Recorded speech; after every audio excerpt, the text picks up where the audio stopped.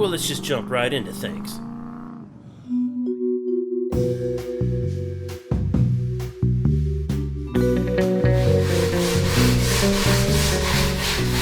So you've seen this 66 Belvedere floating around here and there in the shop since we started the show, and it was finished a couple years ago, so you might be wondering what it's been doing here.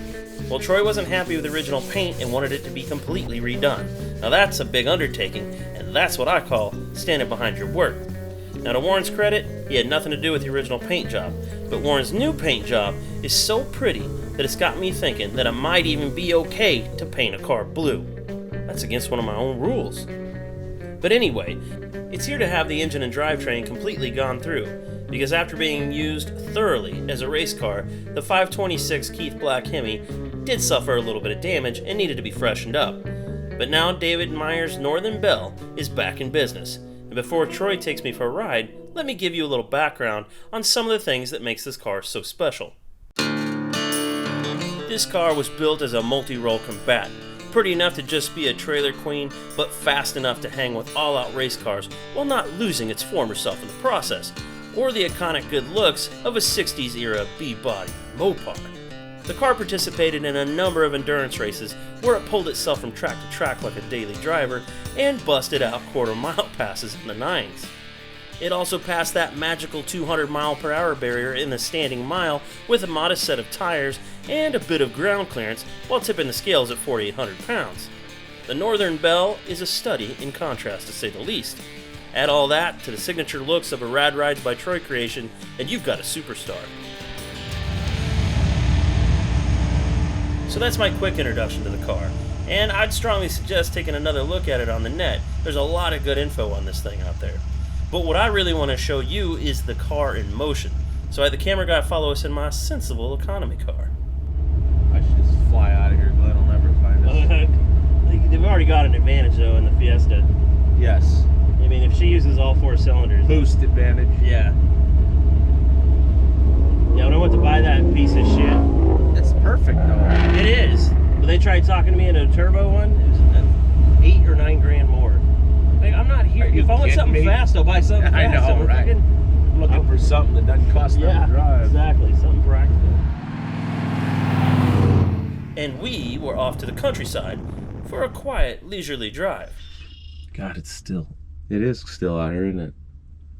If that fucking bird wasn't squealing over there, it'd be. Hey, bird, shut up. And then some bird started making noise, and we couldn't let him be the only one disturbing the peace. It's time to make some noise of our own.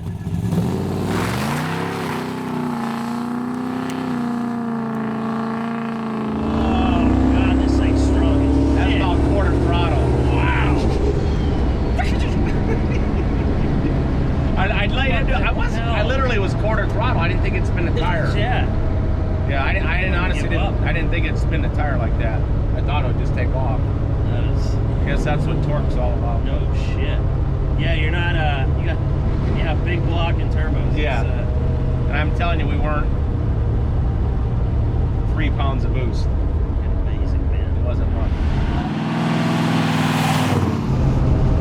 I mean, you guys went out and did some serious racing, so just about any engine's gonna, I mean, just get its ass kicked, right? Yeah. What eventually let go on the... Well, the cylinder heads that were done for this car were made for, like, big camshaft, not necessarily boost, because we couldn't get anything at the time. We ran out of time. So they're kind of thinner wall, big chambers. Yeah. So with all the boost and the 4 drag weeks, the 4 drag weeks and the standing mile stuff and everything, it finally just ended up cracking the heads. They just had a lot of little fractures in them. So then it had blow by. So that's why we ended up taking it apart and freshening it up. But it had not 4 drag weeks, but it had 4 standing mile events and a drag week on it. Yeah. And then just a lot of driving. So, and we ended up getting a little bit of blow by, so that's why we took it apart. And that's where we found all the cylinder heads were cracked and shit. So they're brand new cylinder heads. Okay. So, because now I think its life's just gonna be just driving it and enjoying it, not racing it. Good. So I was a little bummed to hear that even though the car had been updated to better than before, it's not going to be going after any more records. But hey, you know something? I know what would cheer me up.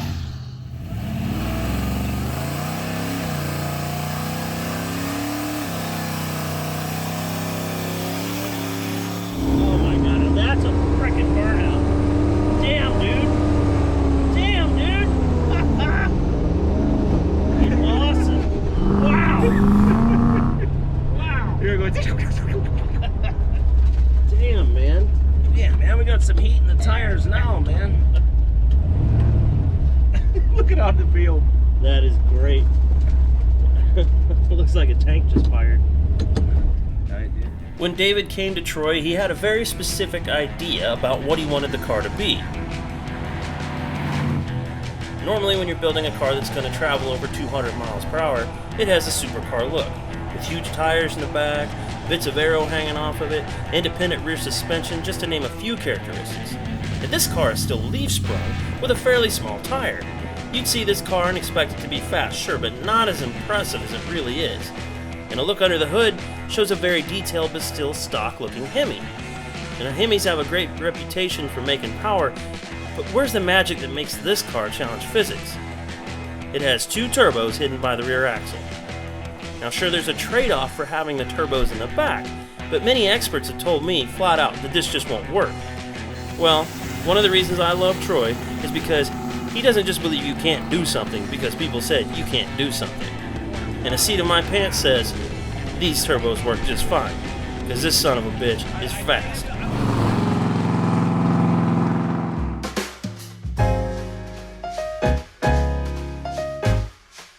This is an all-original 1941 Fleetline that's in pretty great condition. It's packing the stock 85 horsepower inline 6, 3 on the tree synchro mesh 3-speed trans with a vacuum-assisted shift, and heck, I guess it's all really pretty cutting-edge stuff for the time period. But Troy and his team have been putting loads of time and energy into making a modern Fleetline like no other.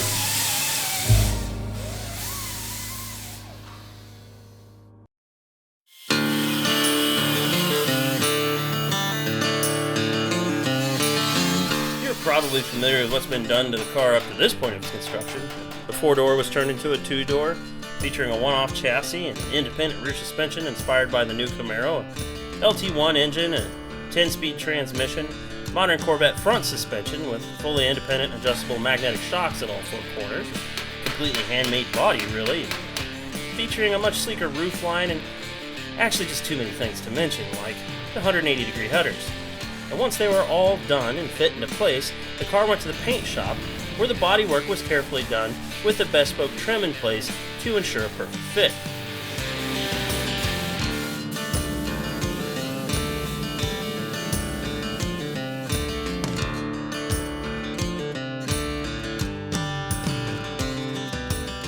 The chassis went to be powder coated, and eventually the body and chassis found themselves reunited back at the main shop, where the work on the interior was continued and the wiring began.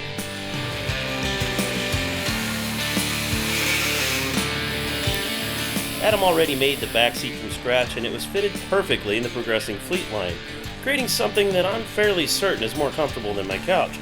He then turned his attention to finishing the front seats. It's an art form that sometimes gets overlooked. But what good is an expensive custom car if you can't ride in comfort, as is too often the case? The front seats were sourced from a new Cadillac, but by the time Adam was done, all that was left were the bones, just the frame and the electric motors and some finishing surround bits, which are handy to keep around. The Oldsmobile that we did for West before had some DTS seats that were a little bit older than this, but they had 7-way adjustable and seat heaters and lumbar support and all that stuff. Yeah. These are a little bit more simplified for this 41. But he did want to retain the side controls because they're more intuitive than having something move somewhere else, and so that was one of the things that Wes wanted, was to keep those controls where they were because they're just logical in how they operate. Yeah, what he said. The fact is that the amount of planning involved in getting these seats put together is complicated and requires a great deal of planning. Much like almost everything else in the shop, it also requires someone with tremendous amounts of patience and talent. I'm laying out the cushion for the front seat, so the part that you sit on right now, I'm laying them out on the bench here in sort of the order that I'm going to sew them in. Some of these I'll glue down on the back side just so that they lay flat where they intersect with another seam here. And then this white cloth here is called listing tape, and it's just a manufactured single fold cotton tape. And so that's used for sewing against the seams. This will have edge wire in it, like a paper wrapped edge wire, and then that'll actually be tied down into the seams, and I pull the strings down against that wire that's trapped in there to hold down the insert and keep everything tight. And the same amount of thought went into the door panels, interior garnish moldings, and the escutcheons. That's right, I said escutcheons. Look it up. As far as this door panel in particular for the 41, there's a few things that are sort of unique to this panel itself. If you see the edge, it's obviously thicker than just a regular door card. Absolutely. I made this framework on the back side, and it has sort of a hat channel inside here with a flat piece on the back side. This piece is stamped so that we can recess these clips inside here, and then it's got this piece of aluminum bonded over the top. Well, this piece of aluminum is only a certain thickness so that the leather is actually proud of this here that traps that clip in. So these are completely serviceable. If this was to bend, you can heat this up a little bit with a heat gun and pop that thing off and put a new clip in there. So Very cool. even the clips themselves are serviceable without having to take any of the upholstery off. Now the thickness of this here, and the reason that it's tipped over, is to compensate for that late model door seal on the 41. This has to be a certain thickness, like a late model door, where the panel sticks out into the door opening into the interior, because that door seal is so thick. Yeah. So on this car, the seal sits on the inside edge of the door, and then this sits inboard of the door panel, unlike originally where the door panel came all the way to the edge of the door. And that, I guess that keeps you from having like a big void when you go from the dash to the quarter panel, and then on a lot of hot rods that door just kind of falls in. Right. This just looks like, you know, a part that came from a factory. Yeah, back in this the 40s. is essentially one piece pattern so that I could stamp this little shape into it. It has some tabs that are welded on here, and this is finished out. This actually puzzles into that piece in the back, and then the seal from that late model door seal actually catches the edge of this, and so this tucks into that, and then that seal actually sits behind this, and then this traps the edge of the seal and the edge of the headliner here, and so this overlaps the headliner all the way around. Wow.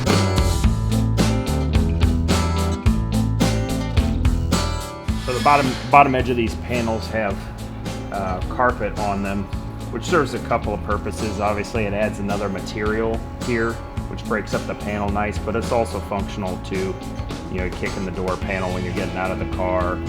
The kick panels inside have carpet on them as well. So the carpet's obviously a woven material. I've glued it to the face here and bound the edge. So this binding will get wrapped around the edge here, but because the carpet's woven, it's got this irregular edge to it.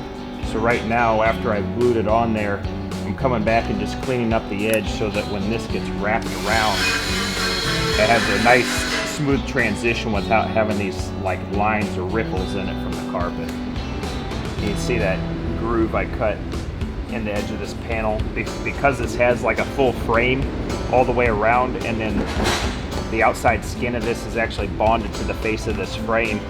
Cutting these notches in here structurally doesn't do anything to change it, but it does give me some relief for the seam, which will end up landing in that little notch. And then what I did was tied off the stitch right here at the edge, so that when it gets wrapped around the back side, we only have a single layer of leather on this back side all the way around, so that when it's clipped to the door, you don't have any doubled up layers, and so you have an even gap between the panel and the door skin itself. After seeing Adam's work, I'm not about to question his technique. But it is pretty funny to see someone pounding on beautiful leather work with a hammer. This is the problem with not being a upholstery guy. You're doing fabrication methods on it. It's what you do to smooth it out, right? After a couple weeks had passed, we went back to see that the Fleetline was nearing completion. And with the exception of some smaller jobs and test driving, as well as some of the final programming, the light was at the end of the tunnel. Yeah,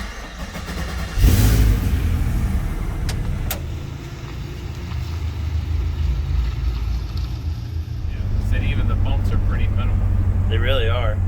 That can all be dialed in here too. Right now it's just in like the middle setting. If you want to go softer, you got another 2 softer. You can go 2 harder too. That's crazy. And you don't have to get out and mess with it. You just do it from right there on the fly. Yeah, it's all done right there. And then when we get into setting up the suspension, it's got what they consider an electronic roll bar. where there's yaw sensors and shock sensors, so it'll actually electronically change the valving if it detects pitch in the car. And it also has a throttle sensor and a brake sensor, so it'll also change the front to back pitch. And that's all dialed in there too. You can kind of see it coming then. If it's got the sensor, it knows you're giving input and then can watch what happens. That's awesome. One final change was that Wes decided he wanted the latest and greatest transmission. And when you've gone this far with a car, why not? So the 8-speed was swapped out for a 10-speed. And at the time it was done, it was some pretty uncharted territory, and some very interesting findings were made along the way. But at the end of the day, the team got the transmission doing what it was supposed to do. Shifting. A bunch.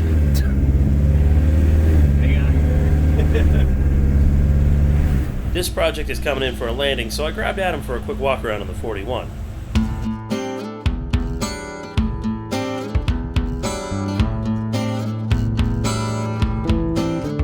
So on the back of the car, coming around here, I don't know if we highlighted this much before. When we got the car, it obviously had a stock rear bumper on it, but Wes also sent a LaSalle, Cadillac LaSalle rear bumper.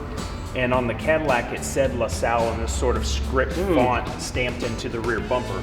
The rear bumpers on the Chevy from the factory have a lot of nickel in them, and they're almost like spring steel, so they're very difficult to modify. You can cut them up and you can try using silicon bronze and that sort of thing, but a lot of times they want to crack, and you get to the point where you're afraid if you do have a little fender bender or something, it's going to crack the bumper and all this stuff. So we actually made some 3-wheel rollers with the right profile and modified our 3-wheel roller, and then made a die to stamp these edges. So Rick started with a 4.5-inch width of steel, stamped the edges on the Polmax to tip them around so that we had the profile right, and then used a 3-wheel roller to bend it to match the shape of the body. So it was bent after this detail was in it. Yep. Oh, okay. And on this bumper, just to try to be subtle, we put these little duck bills here with just a little slit at the bottom, and brought the tailpipes all the way out to that and contoured them to match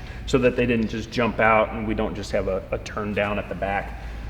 We don't want it to look like a street machine where it's got a big cutout in there or anything. That's really a difficult detail, and that's something that when I'm behind cars in traffic, you can tell designers really spend a lot of time with just the exhaust tips. And on something like this, how do you get two disciplines and not bump heads? And, that looks And Wes is big about the practicality of driving the car, and we want to pay attention to that ourselves on whatever we're building.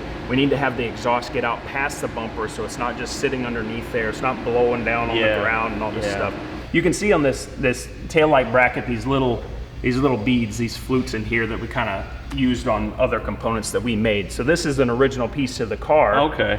But you can see how that shape sort of ties into some of the other things as well. Lawrence actually measured this window opening in the back, and I sort of drew the profile of it. So the way that this goes together, we have that pinch weld in there. The glass actually bonds to the pinch weld and then has a gap to the outside, and then this is actually T-shaped. So it's rounded on the front, has a profile here, and then has a little spine that goes down between the glass and the body, and then that gets bonded in after the fact. So if this all had to come apart, it'd be like a late model windshield. You get a tool on the inside, cut the glass away from the body, the whole thing comes out, and then the trim comes off. Yeah, it was sounding pretty scary, but yes, you'd use the little knife and heat it up and cut it out. Yep. We talked a little bit early on. These are Oldsmobile door handles. The original handles on this turned in the body. We did these with the push button so we could have a lock in the handle itself. So these weren't original to the car. Made a little mechanism in there so that you could use a lock and the key in the button here, which it didn't have originally. These are 55 Chevy door latches. We just like the way that these this little pinwheel in here latches. The original Chevy is almost like a screen door latch. It just scary. Yeah, it's not that it comes loose, but it doesn't really hold it tight, and there's really not that great of adjustability to it. So that's what we did with that, with the dovetail, so the door closes solid. We did the double door seals. We talked about that stuff early on. So it's got this flange, got this late model Silverado door seal that goes all the way around, and then what we had talked about before is that trim panel in here stops short.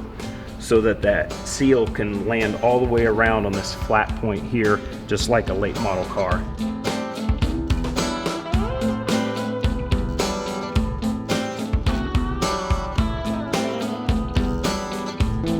If you look across, I have the door panel mocked up and the quarter panel, and you can see that seal kind of lands on the edge, but we try to make it as inconspicuous as possible.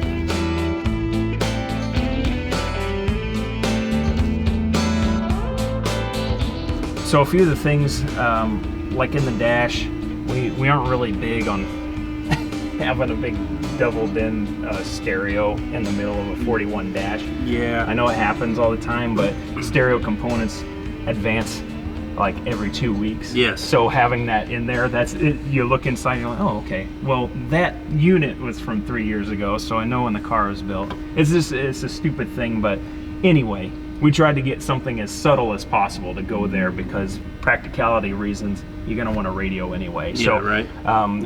Casey made a lot of that stuff to incorporate that as well as we could, along with the console. It's not in here right now that he also made. So some of the other things on the dash, we tried to incorporate like AC controls so that they look like they belong. This is an original grill piece for the dash here, for the speaker in the middle. Original gauges, at least the configuration on this side. In the glove box, that active suspension control is right here. So this actually scrolls through your 4 options for your suspension settings. And then other than that, we Dakota Digital, we worked with them on the gauges in this.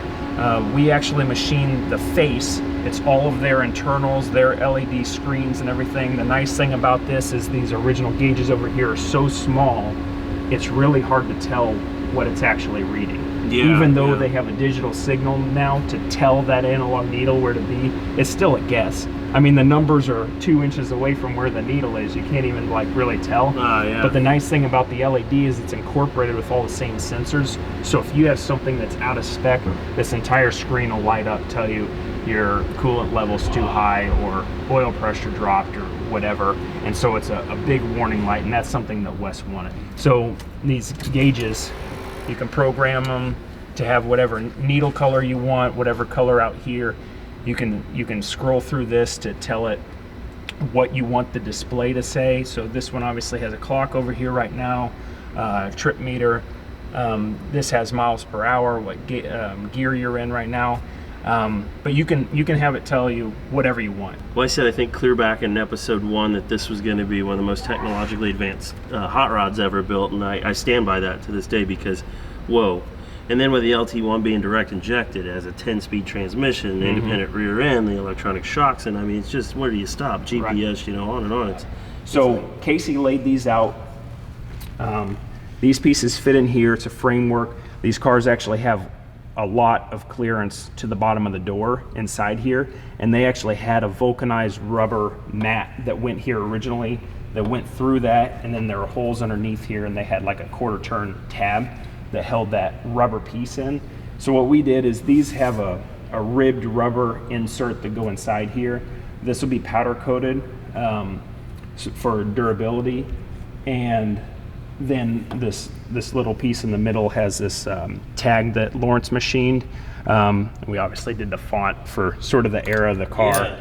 So those inserts will go in there. This will probably be dark gray. The ribs are black rubber. And then this will have a real short inner door sill in here as well to finish out the edge of the carpet and finish out against the inside of the seal as well. Man.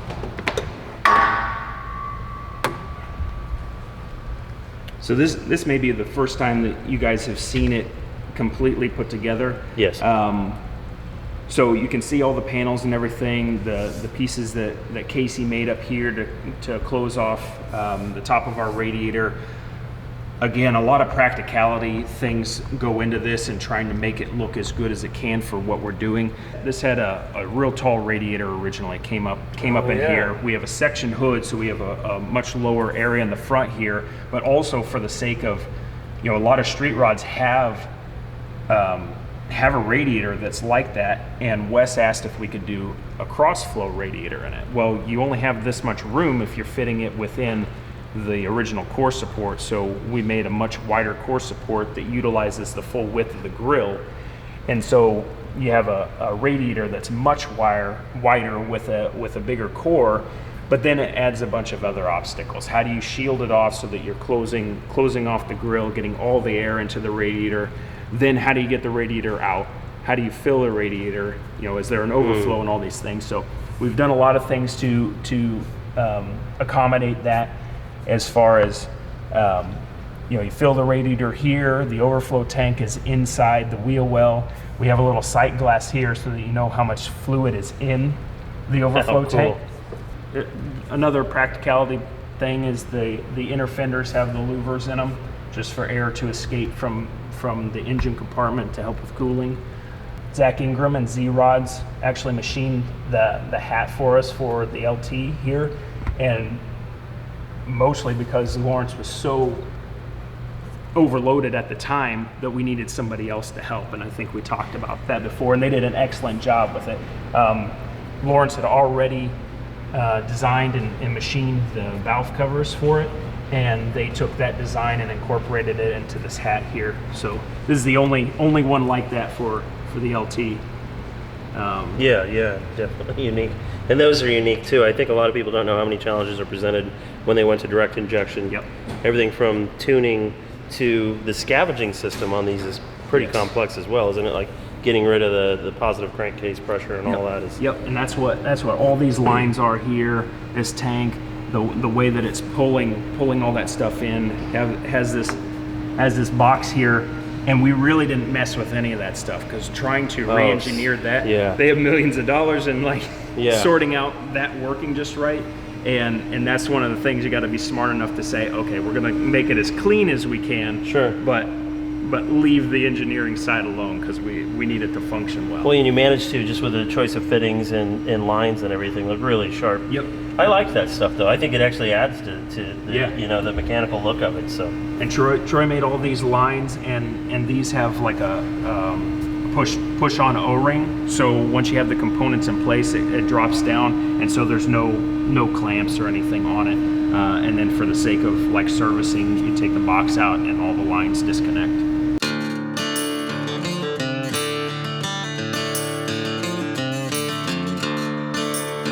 In order to catch up to the Fleetline in its finished state, we headed to Columbus, Ohio, where the car was a big hit with the crowd.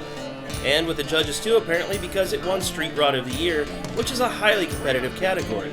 I mean, these poor judges must go home with ulcers after the show because the competition is so stiff. At any rate, congratulations to the owners Wes and Vivian Rydell and the crew at Rad Rides for their hard-earned victory. It was really great seeing Rydell's 41 progress from its early stages to where it is now, and hopefully someday I'll find myself behind the steering wheel.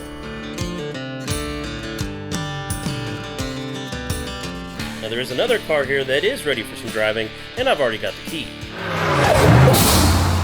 And I took the family on a vacation to see its owner absolutely obliterate one of the most important land speed records ever at the Bonneville Salt Flats. Keep an eye out for that and more on the next episode of Rad Rides by Troy.